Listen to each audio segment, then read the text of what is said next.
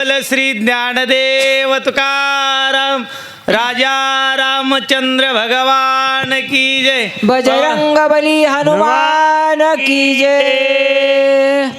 श्री गणेशाय नमः, श्री सरस्वते नमः, श्री रामचंद्राय नमः। स्वभावे निधडा वीर त्यावरी श्रीरामाचा किंकर, दमू शके काळचक्र ग्रह किंकर काय त्या पुढे।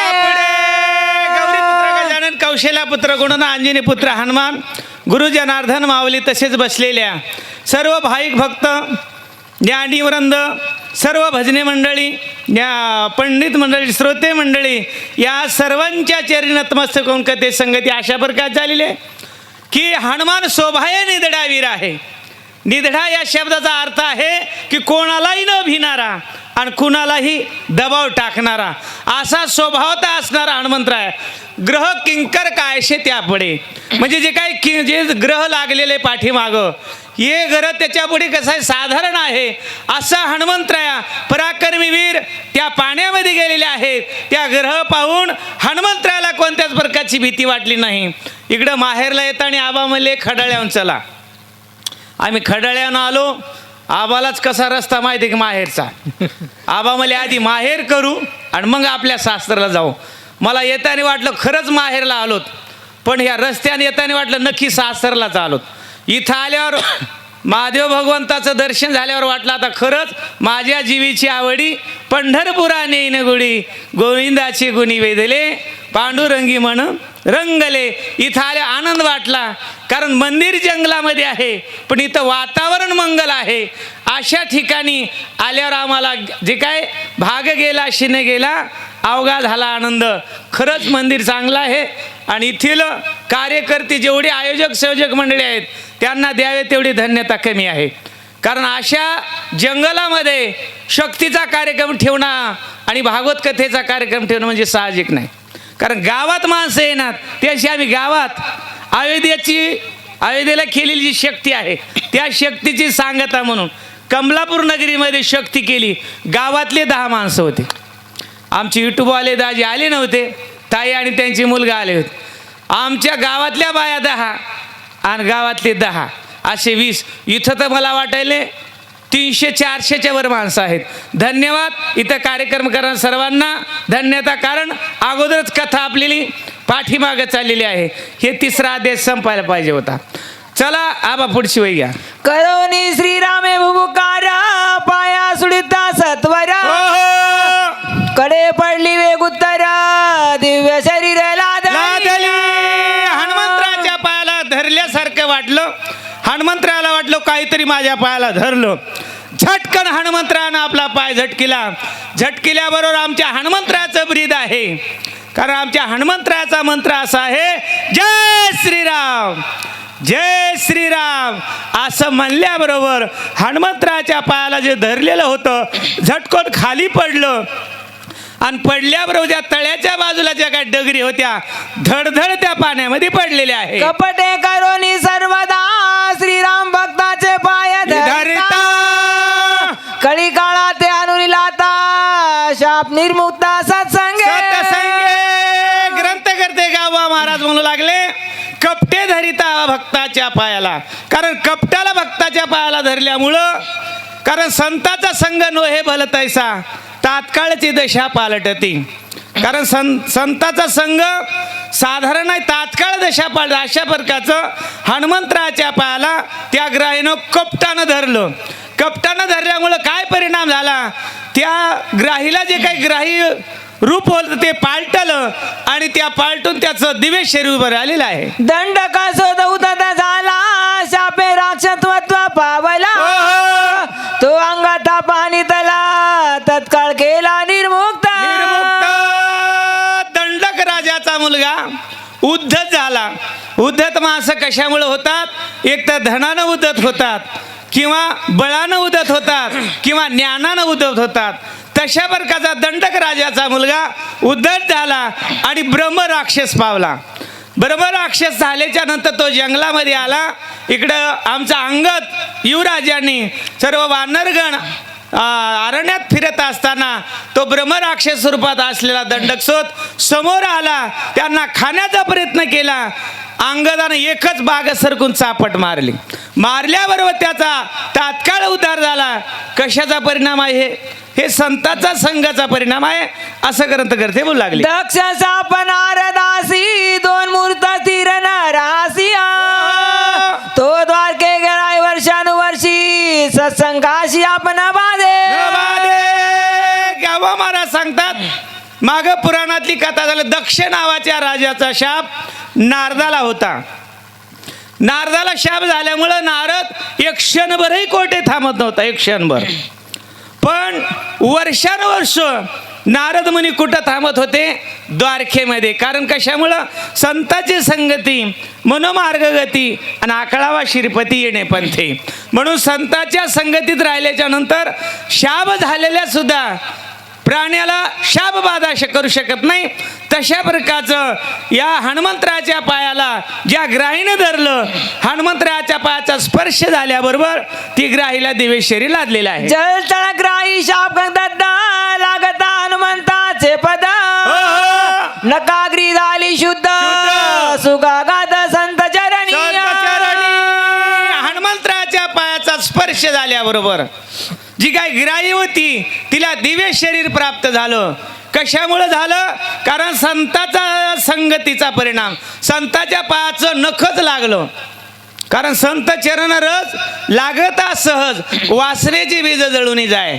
हनुमंतराच्या नखाचा स्पर्श झाल्याबरोबर त्या पाण्यात असलेली ग्राही हिला दिव्य शरीर प्राप्त झालं.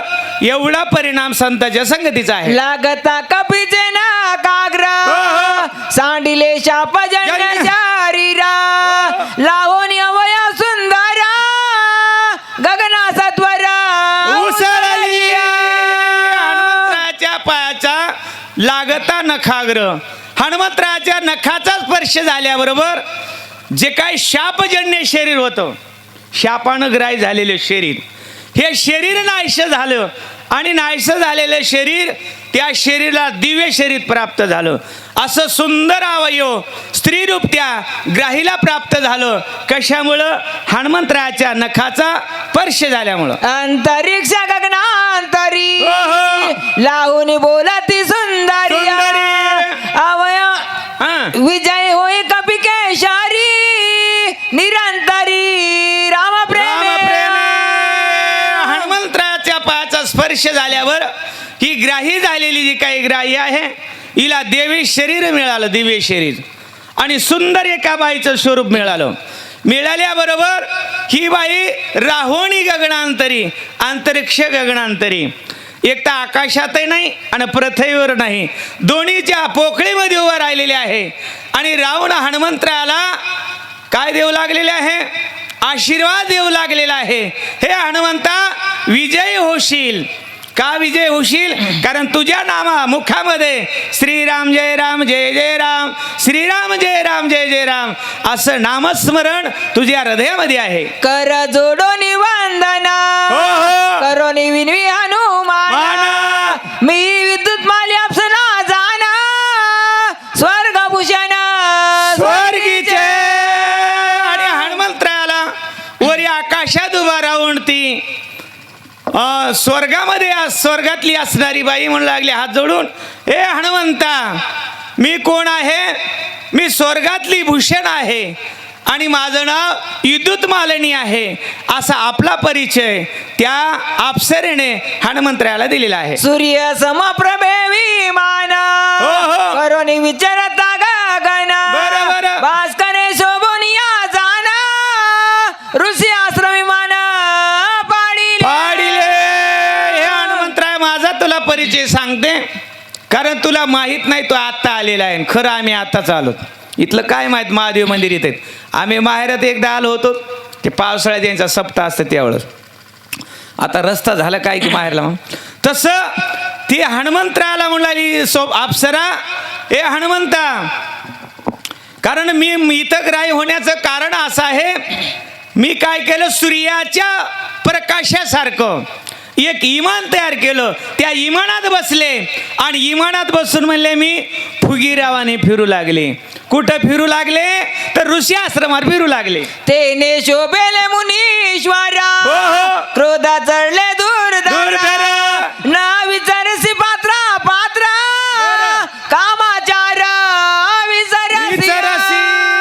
आणि मी ते सूर्याच्या प्रकाशासारखं इमान केलं. त्या इमानात बसून मी ऋषी आश्रमावर फिरू लागले. फिरत असताना ऋषी लोकांनी माझ्याकडे पाहिलं. त्या ऋषी लोकाला राग आला आणि ऋषी लोक म्हणू लागले, आम्ही घरदार सोडून इथं आलोत आणि अजून पाठीमागं लागलीस. कारण काय, भक्ती ही घरी होत नाही. भक्ती ही काळ सारावा चिंतने, एकांतवासा गंगा स्नाने, देवाच्या पूजने, प्रदक्षिणा तुळशीच्या. ते ऋषी म्हणाले, तू ग्रहासारखी आमच्या अंगावर धावून आलीस, तू ग्राही होशील असा शाप ऋषीनं मला दिला. हनुमंतराला मागं झालेलं जे काही दुःख आहे, कारण संतापशी, सद्गुरूपशी आणि आईवडिलापशी झालेलं दुःख सांगावं, तशी ती बाई सांगू लागली. महाग्राही जैसा कोणी येऊन झोंबे दाटून बरोबर. तैसी आलीस धावनिया आश्रम लक्षणी पापिनी पापिणी. ते ऋषी लोक मला म्हणू लागले, एखादा महाग्राही जसा धावून येतो तशा प्रकारची तू धावून आलेली आहेस. तू महाग्रासारखी धावून आलीस. तू पापिनी आहेस, चांडळणी आहेस. तू काय होशील, महाग्राही होशील असा शाप मला त्या ऋषीनं दिला. हनुमंतरायाला बाई मागं झालेला जो काही कार्यार्थ आहे, जे चुकलेलं वर्म आहे, ते वर्म स्वतः सांगू लागले. ग्राही धावसी झाली. ते तुम्हा झाली. ग्राही ओसिया ऐसे चापिले वेगेसिया तेने ग्रातवासी पावले. आणि ते ऋषी मला म्हणले, तू ग्रहाशी धावसी, तू ग्रहासारखी धावून आलीस आणि म्हणून तू ग्राही होशील असा त्यांनी मला शाप दिला. दिल्याबरोबर म्हणले मी ग्राही झाले. असे ते विद्युत मालिनी नावाची अप्सरा आकाशामध्ये उभे राहून हनुमंतरायाला सांगू लागले. त्यासी होऊन शरणागता म्या प्रातिले ते म्हणतो. रवीसी म्या केले उद्धत उद्धत. दंड दर्थ मध्ये झाला. असा शाप मला त्या ऋषी लोकांनी दिला. दिल्याबरोबर मी काय केले, साष्टांग नमस्कार केला. हो. कुणाला, त्या साधू संताला साष्टांग नमस्कार केला आणि म्हणू लागले, करा क्षमा अपराध महाराज तुम्ही सिद्ध. माझ्याकडून काय झालेलं आहे, अपराध झालेला आहे. या अपराधाची मला क्षमा करा. कारण मी रवीशी जे केले उद्धत, मी सूर्याबरोबर जे काय उद्धटपणा केलेला आहे, त्या उद्धटपणाविषयी मला क्षमा करा असं मी त्या साधू संताला विनंती केली. अशी विद्युत मालिनी हनुमंतरायाला सांगू लागली. साधुसी जो करी छळना आत्मा करी उद्धतपणा किरवा करी जो हेळना तत्काळ पतना तो पावे. विद्युत मालिनी म्हणू लागली, मला आलेला अनुभव आले अंगा ते या जगात येत असे. कारण या कलियुगाचा महिमा तसा आहे. तुकाराम महाराज म्हणले, ऐका कलीचे महिमान असत्या रिजले दन पापा देते अनुमोदन करीती हेळन संताचे. ती विद्युत मालिनी म्हणू लागली, साधूशी जो कोणी छळण किंवा उद्धटपण, साधू सोबत जर कोणी छळण. आता काही लोक काय करतात, आता खरं सांगायचं का महाराज, एकनाथ महाराज हरिपाठात करतात, हरीच्या दासा हरी दाही दिशा भावे जैसा तैसा हरी एक. आमच्या हनुमंतरायाला काळनिमी नावाच्या राक्षसात साधू वाटला. आता आपण सगळे वाचक सूचक सगळ्याला क्षमा करून सांगतो. खरं सांगा, आपल्याला आल्याबरोबर गळ्याला गळा वाटतंय का? आता तुम्ही जवळ आहे म्हणून मी लावीन, पण लांब आल्याला कसं लावीन? तशी आपली वरतीच होत नाही. का होत नाही? कारण आपल्यातलं द्वेष जात नाही. म्हणून माऊली काय म्हणतात, द्वेताची झाडणी गुरुविन ज्ञान तया करचे कीर्तन घडेल नामी.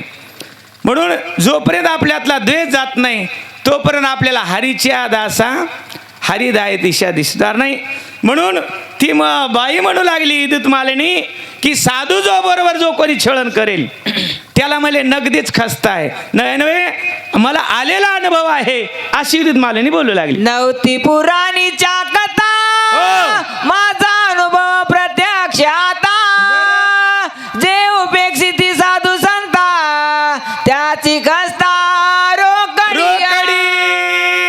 मालनी म्हणू लागली हनुमंता नव्हती पुराणीच्या कथा मले मी पुराणातल्या नाही सांगत. तू का म्हणे विश्वास नाही ज्याचे म्हणी पाहे पुराणी विचारणी. पुराणात कशाला विचारायचं? आपण जे काही कार्य करायला निघालो ते करत असताना सत्य आहे का विहित आहे का अविहित आहे हे जर पाहायचं असेल तर मला पुराणात जा. तसं हिदीत मालून मला नव्हती पुराणीच्या कथा. हनुमंता पुराणातल्या कथा नाहीत, प्रत्यक्ष अनुभव मला आलेला आहे. आणि ते कधी आला? रोकडा म्हणजे नगदी आलेला आहे. रोकड म्हणजे नगदी. आत्ताच्या हातात मला अनुभव आला. मी साधू बरोबर उदटपणा केला म्हणून मला ग्राह्य व्हावं लागलं अशी हिदीत मालनी बोलू लागली. ऐसे विनविता ऋषी जना ती होनी प्रसन्न मदती दिले वरदान तुझे उदरण हनुमंते. असं त्या साधू संताला मी गहिवरले. साधू संताशी मी नम्र झाले. कारण नम्र झाला भूता तेने कोंडिली अनंता. आता नम्र होणं तेवढं सोपं नाही. नम्री होता येईल मग नम्र होत नाही. माऊली काय म्हणले फळल्या तरुची शाखा भूमीशी आपोआप उतरे देखा. कारण नम्र होण्यासाठी अंगामध्ये तशी लीनता पाहिजे. म्हणून ती इदत मालणी म्हणू लागली. मी त्यांना काय झाले विनंती केली, त्यांच्याशी गयावय आले आणि त्यांना मला माझी दया आली. आता दया फक्त जगामध्ये 3 लोकांकडेच राहिली. भगवान महाराज. भगवान महाराज आणि आमचा लय पुराणा काय परिचय. बालू महाराजांनी त्या लहान्या माझ्या लावलं होतं नवनाथ. आणि आपले वामन बापू होते. वामन बापून आधी सांगितलं कोणाच्या तरी वाचना आणि भगवान महाराज बसले. भगवान महाराज म्हणले बस तुला सांगता येते. मी म्हणलं नाही हो मी नवनाथ कधी. अरे सांग मला सांगता येते. 80 वय सांगितले तेव्हा नवीनच सांगू लावून आबडदोबड सांगितलं कसं. आता जरा बऱ्या सांगताय माझ्या मनांवर तुमच्या मनानं अजून.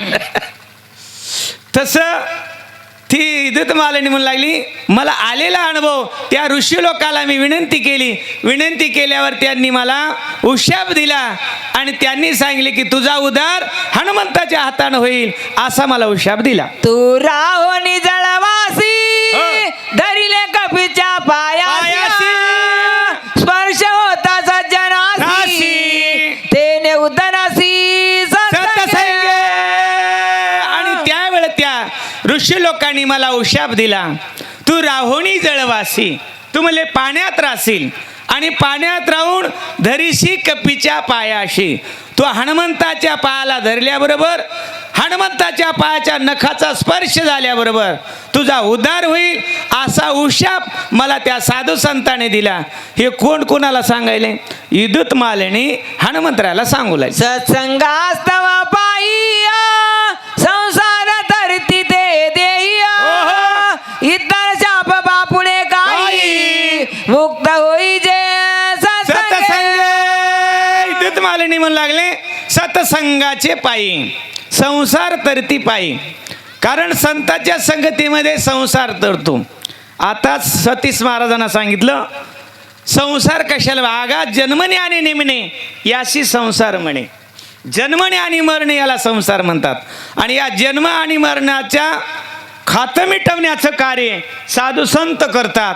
म्हणून या साधू संतांच्या संगतीमध्ये जीवाचा उद्धार होतो. नवे नवे पुन्हा जीवाला जन्मणे आणि मरणे हे खातं निमून जातं. तशा प्रकारचं या संतांच्या संगतीचा परिणाम आहे. ते पासून मी येता वर्ष आयुता आयुता होते मी तुझी वाट पाहत झाले निर्मुक्त तुझे हनुमंता तै पासून तेव्हापासून मी इथं होते. आता हे गणित भगवान महाराज मला लागलं नाही बरं. आता माझी 12वी झाली 1996ला. पण आयुत अजून काय गणित लागलं नाही. पण माझ्या एका वाचण्याच्या दृष्टीतून गेलं आयुत हे 10,000 म्हणतात. 10,000 वर्षाला आयुत म्हणतात. असे 10,000 वर्ष झाले आणि म्हणता तेव्हापासून म्हणले मी इथं आहे. 10ला 10 गुणा म्हणजे 100 का. बरं आयुत आहे म्हणजे डबल झालं ना. 100,000 वर्ष झाले म्हणजे इथं तुझी वाट पाहत आहे. भगवान महाराजच गणित पक्क आहे बघा. कारण जुने लोक समोर असले की आम्हाला सांगता येते नाहीत काय सांगतात. म्हणजे तेव्हापासून हनुमंता तुझी वाट पाहत होते आणि आता मात्र तुझ्या पायाचा स्पर्श झाल्याबरोबर माझा उद्धार झाला अशी दितमालेने बोलू लागली. जन्म मरणाची अवस्था मज नाही गा सर्वता म्हणून कळे काळा आणून लाता स्वरूपता पावले. हे हनुमंता मला जन्म मरणाची वार्ता राहिली नाही. का राहिली नाही? कळी काळाशी हणवणी लाता.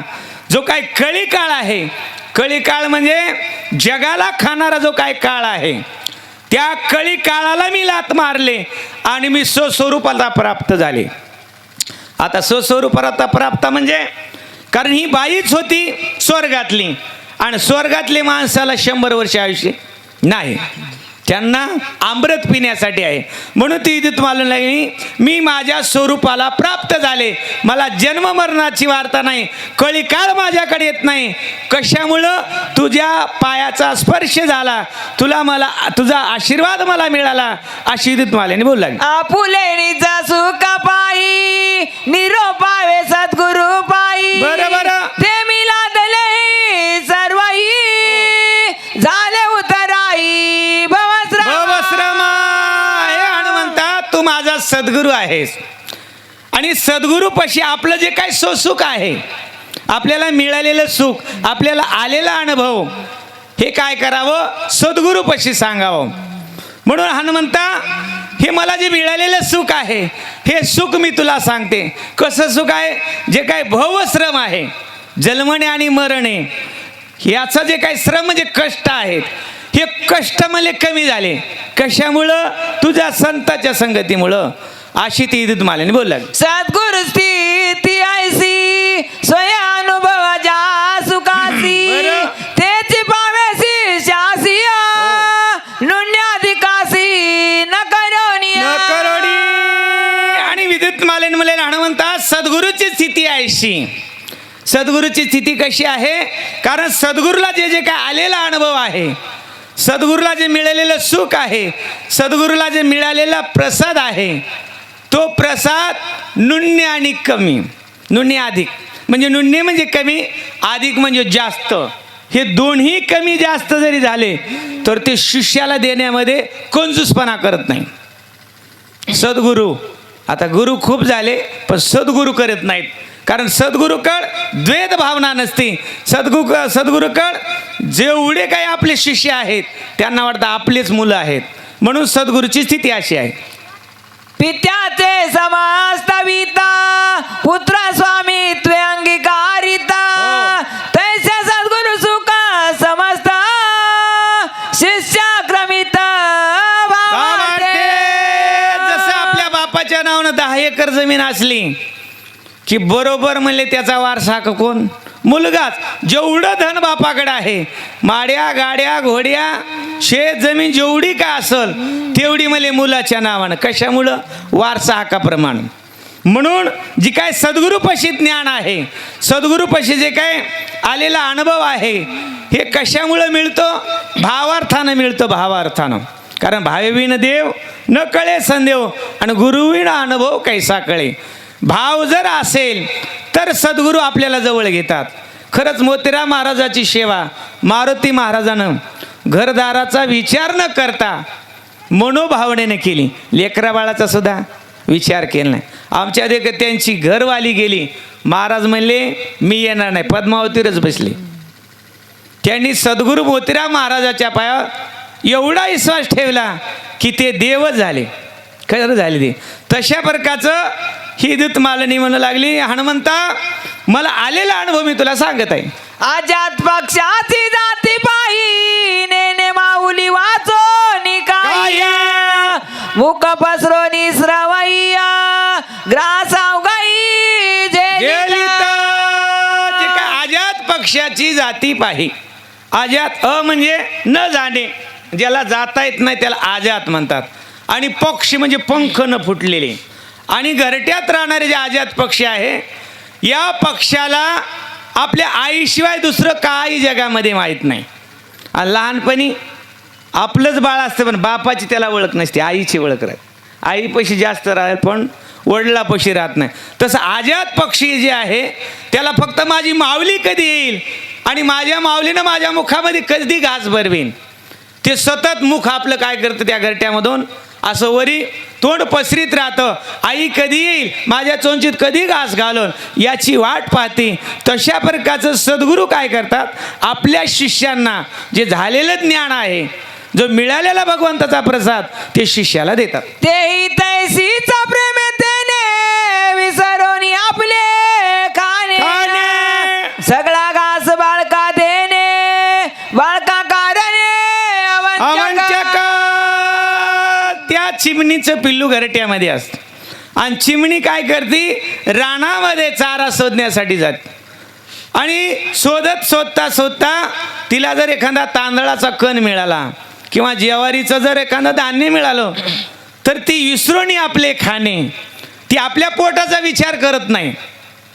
का करत नाही, कारण माझं बाळ घरट्यामध्ये उपाशी आहे आणि ते बाळ जोपर्यंत खात नाही तोपर्यंत माझ्या जीवाला चैन पडत नाही. म्हणून ती आपल्या स्वतःची भूक विसरती, आणलेलं धान्य आपल्या बाळाच्या मुखामध्ये देते.